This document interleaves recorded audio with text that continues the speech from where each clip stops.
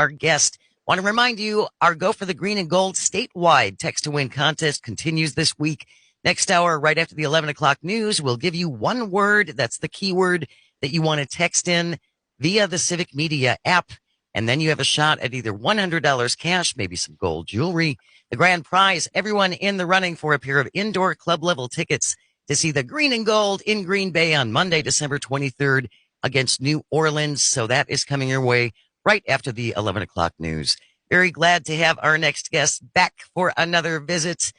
He is known as Mr. Global on all the socials. Matt Randolph is here. He's an expert in the oil and gas industry and also appreciates a fine grilled cheese. Matt Randolph, thank you so much for coming back to Matenaer on Air. How are you this morning? I'm fantastic. Thank you for having me back. Absolutely. I have learned so much in watching your videos. You're on all the socials, but I find you I stumbled over you on TikTok, and I highly encourage people who have questions about the gas and oil industry. If you want to hear from someone who actually does the job and is in the field and has the charts and has the graphs, this is the man that you want to follow. So, Matt, we're going to start off and we talked about this last week, and if your ears were burning, that's because we used some of your clips from the last time that you were here. Let's play that clip, Calvin. Mr. Global on seasonal gas prices. Let's start there. This was me 5 weeks ago. What's going to happen over the next 3 months? Here in about 2 or 3 weeks, gas prices are going to start falling due to seasonal demand. It's mighty funny how it comes election time, they can lower everything, right? And you will all claim that they're lowering prices for the election. Can someone say elections? I think you can see where this is going. Shall we continue? I don't believe it. But what I'm saying is true. Those claims are coming. It's totally happening. Even though nothing will change fundamentally, OPEC will not be increasing production. Nothing is going to change fundamentally. So you can go back to it here in I don't know, a month maybe, when all this starts happening. It's going to happen. It's 1,000% going to happen. It's seasonal demand. 25 of the last 30 years, gas prices have dropped between June and December. Happens almost every year. You just only notice it on election years. If elections were held in May, gas prices would increase almost every election. I love, man, how people just walk right into things for you. You know, it's like, let me set this up for you, Mr. Global, so you can dispute what I just said because I'm not informed. It's a beautiful thing. It really is, and it makes my job so much easier. I'm so thankful. I'm so thankful for those people because they literally set it all up for me. Like I what can I say? I just want to, like, when I'm at the gas station, the last thing I want to do is fill myself doing anything. I want to fill up and leave. That's the fact that, like, you know what I need to do right now while I'm filling my car? Make a political statement. Well, and when we brought this up last week, because again, gas prices now are finally on average, under $3 a gallon in most of Wisconsin. And this has nothing to do with the election. Can you explain to people, first of all, Joe Biden is not sitting in the Oval Office calling OPEC and telling them to increase production so gas prices go down so Kamala Harris can get elected, or is he? So, there's a joke running that I have a little knob on my bedside table, and whenever the president calls, I just turn it to the right a little bit. But no, I did look at gas prices in your area this morning. It looked like $2.79 at the quick trips, so about $2.79 where you're at, $2.59 where I'm at. Gas is under $3 in 15 states this morning. It will probably be under $3 in about 27 or 8 states by the end of this week. So what has happened is what happens every single year. Summertime is over. Kids have gone back to school. No more vacations, no more traveling. And we have switched from summer to winter blend. By September the 15th, winter blend has to be in all tanks across the country, with the exception of California. Theirs is delayed by a few weeks, and that's why their prices didn't fall when everyone else's did. 25 of the last 30 years, this has caused gas prices to go down. The only time gas prices don't go down in the fall is if you see a huge spike in oil prices. And the 5 years it didn't fall, we had big jumps in oil prices due to conflict in the Middle East or something else going on. This happens every single year. And so I am baffled that people don't have the awareness to understand that this happens every year of their lives, especially people that buy gas. You would think they would know this. I just think, Matt, that people are looking for anything to glom onto that is going to support their already existing bias, right? Yeah. It's like, oh, here's the thing that proves the thing that I believe. So this is now my fact. Right. And so one of the new arguments people are making is that, well, yes, it does fall every year, but this year is cheaper than last year or the year before, which is true. That is because we started at a lower spot this year. Gas prices this summer were cheaper than they were last summer. So we don't have to fall as far to be cheaper than last year. So gas is around 65 cents a gallon cheaper than it was a year ago at this time. Oil prices are lower. They're roughly $12 a barrel lower. Demand is about the same. So everything is in place for gas prices to fall to probably the mid 290s by end of this month to mid-October, somewhere in that range. So but yeah, the whole election thing, we hear about it every year, and it's just something we're going to have to deal with forever. So. One of the things, Matt, I wanted to reiterate with our listeners, and we spoke about this last time you were here, and by the way, welcome back. We're excited to have you, is that we like to hook our wagons onto gas prices as far as election, as far as the economy more so. Like, people like to look at the economy. Well, gas prices are through the roof. As you pointed it out to us, it's not about who's sitting in the chair now. It's about who was sitting in the chair maybe a year, 2, 3, 4 years ago, striking deals with the oil producing companies or countries and OPEC that come around over the course of time to rear either its ugly head or, sometimes it's good head for us. But still, it's not about Joe Biden or Donald Trump. It's about who was making the deal in 2018 or 2016. Exactly. That's exactly right. It's if there's any presidential policy or view that would impact oil and gas prices, it lags by several years. Nothing takes hold immediately or has any immediate impact. Well, and as you pointed out last time too, one of the deals that Donald Trump did do affected how much the OPEC countries were producing, and he did a deal that allowed them to cut their production so that when Joe Biden took office, essentially, prices were higher because of the deal that had been brokered earlier. Yeah, the OPEC 2020 deal was the largest driver of high oil and gas prices in the United States in the year 2022. OPEC cut production initially by 9.7 million barrels a day. And the problem with the deal was that it lasted for 2 years. Typically what OPEC does is they'll do something for 90 days and they'll come back and reassess and make changes every 90 days or keep it the same if it needs to stay that way. A 2-year arbitrary deal, 10% production cut, which lasted 18 months into the Biden administration. Once that full demand returned after the vaccines rolled out and people became more comfortable going back to work and, everything got rolling again, absolutely that's going to cause very high oil and gas prices. So we had basically 2019 demand with pandemic level production is what we had because OPEC had cut production by 10%. And that is a recipe for disaster every time for the American consumer. American oil companies and, OPEC oil companies, they made a fortune.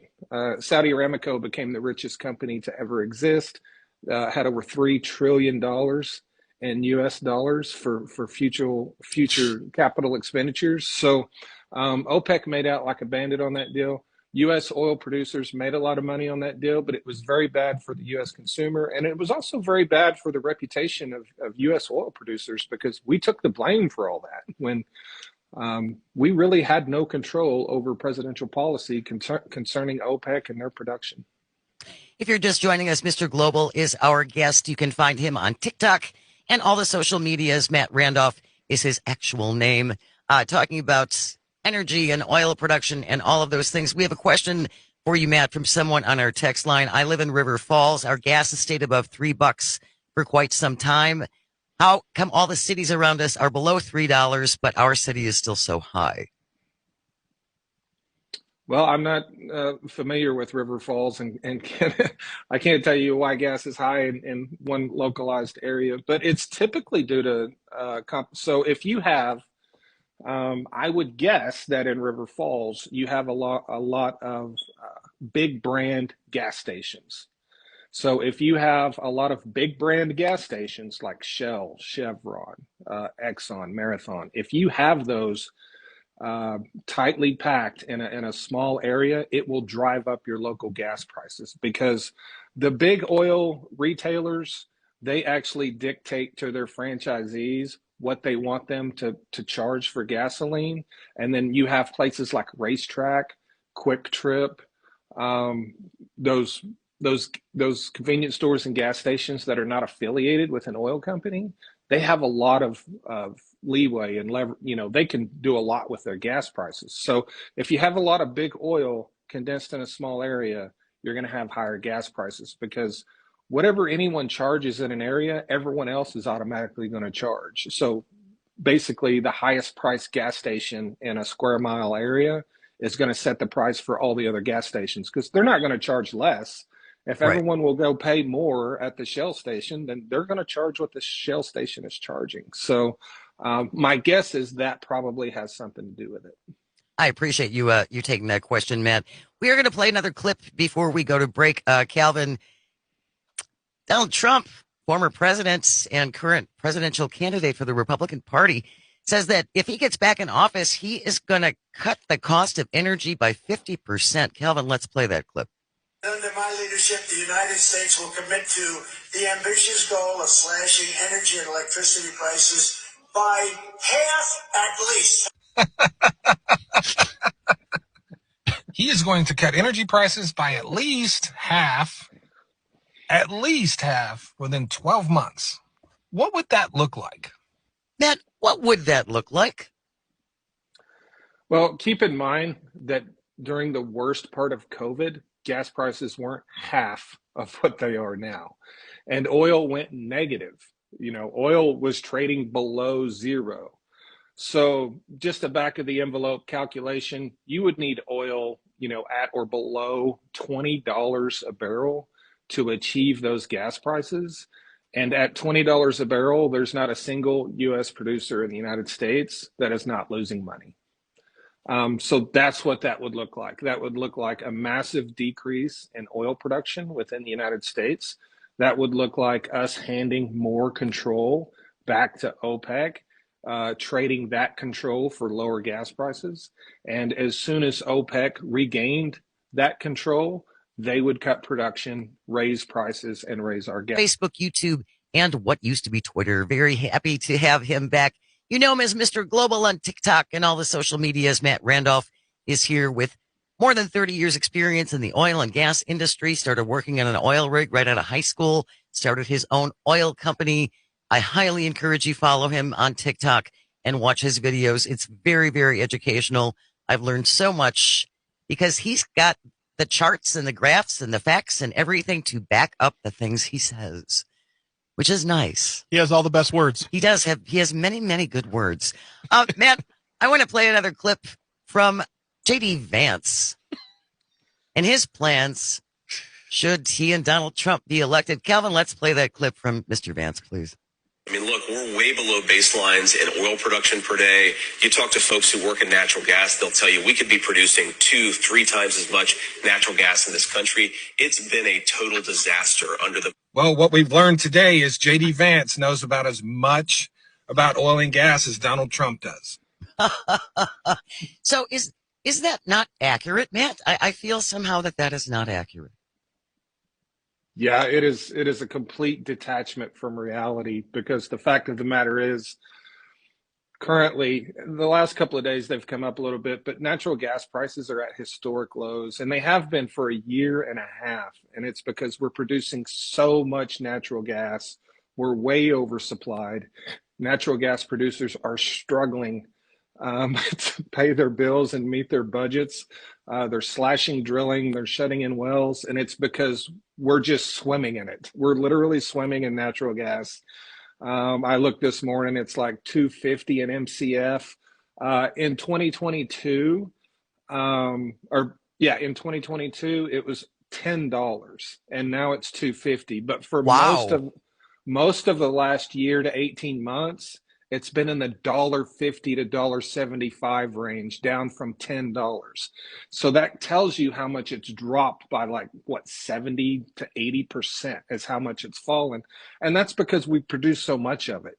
And this idea that we can just double the production of something that everyone is currently losing money on just blows my mind. And I don't know if he actually believes this or if he just thinks his supporters will believe it. It's probably both. But it's insane to think. And that doesn't include, later in that video, I laid out the cost for oil and gas producers to double production in the United States. And it was somewhere around $600 billion is what they would have to spend to do that, because we simply don't have the infrastructure in place to carry it anywhere. We don't have the pipelines. We don't even have the drilling rigs to do it. We would have to build new drilling rigs. So all of those things added up, it would cost about $600 billion to double production in the United States. Double production of a product that they're already losing money on. So, there's a reason when I say that's not a thing, people love it so much. And it's because it's literally not a thing. Like, it's not even in the universe or reality we live in. It's not even a possibility. It must make others like you who work in the industry, when you hear this stuff, your heads just must be exploding all over the place, because they say this with such confidence. And I don't know if there aren't enough people who are knowledgeable enough to push back on it like you are, because I don't see JD Vance sitting down with you anytime soon, answering questions, or if you question him on something. So it's the confidence with which they deliver this disinformation that I think is so troubling. Well, Yeah, so go on, Matt. I was going to say, one of the things I have seen, when you look at higher levels of the industry, and this is probably the case in any industry in corporate America, the people that work, in executive levels, they're kind of detached from reality too. They believe, well, this is just political speak. Politicians say things, they really don't mean anything. From my point of view, if 100 million Americans believe this, then it absolutely matters, whether it's just political speak or not. Like, this sways elections. And it's why it's so important for people like me to be out here trying to educate the public. And a lot of companies have followed my lead. Oil companies are starting podcasts. They're finding people to put out into social media to try to do what I'm doing, because they now see the value in it. Whoa, they're listening to the. I think that's great. I think they should be having you on as a guest every week, but that's for that's for different considerations. I've got a ton of other questions I could ask you, but unfortunately we are running out of time. We are running out of time. And we did get a bunch of questions on the text line, which I'm going to email to you, Matt. And then hopefully the next time we have you back on, you can respond to some of these questions. I don't want to put you on the spot. Some things are Wisconsin specific that you may not be particularly familiar with. So we'll email those questions after the show and then get you back on sooner rather than later. Follow him on TikTok and on all the socials. Matt Randolph is Mr. Global. Thank you so very much for your time.